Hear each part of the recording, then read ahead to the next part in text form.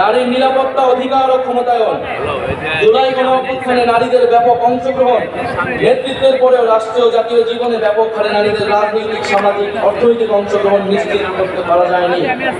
আমরা নারীর ক্ষমতায়ন বাড়াতে নিম্নকক্ষে 100টি সংরক্ষিত আসনে নারী প্রতিনিধিদের সরাসরি নির্বাচনের ব্যবস্থা করব, যার সংখ্যা রাজনীতিতে নারী অংশগ্রহণের বৃদ্ধির সাথে সাথে হ্রাস করা হবে। উত্তরাধিকার সম্পত্তিতে নারীর প্রাপ্য অধিকার দ্রুত বুঝে পেতে সর্বপ্রকার আইনি সহায়তা প্রদান করা হবে।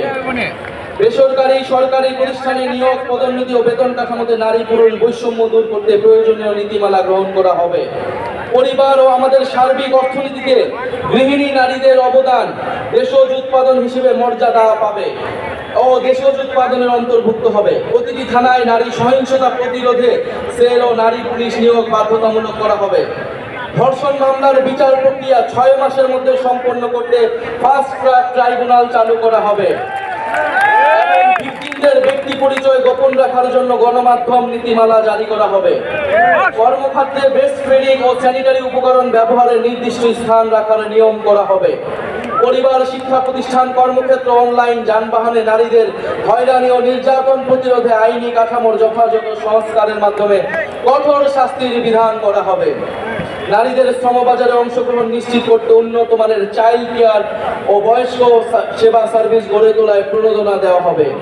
স্বল্প আয়ের পরিবারকে চাইল্ড কেয়ার ভর্তুকি করা হবে। আমরা কর্মজীবীদের পূর্ণ বেতনে অন্তত 6 মাস মাতৃত্বকালীন ও 1 মাস পিতৃত্বকালীন ছুটি নিশ্চিত করব। নারীদের মাতৃত্বকালীন প্রজনন স্বাস্থ্য নিশ্চিত করতে আমরা যথাযথ উদ্যোগ গ্রহণ করব। নারীদের কর্মসংস্থানে নিরাপদ যাতায়াতের জন্য বিশেষ বাস সার্ভিসের ব্যবস্থা চালু করা হবে।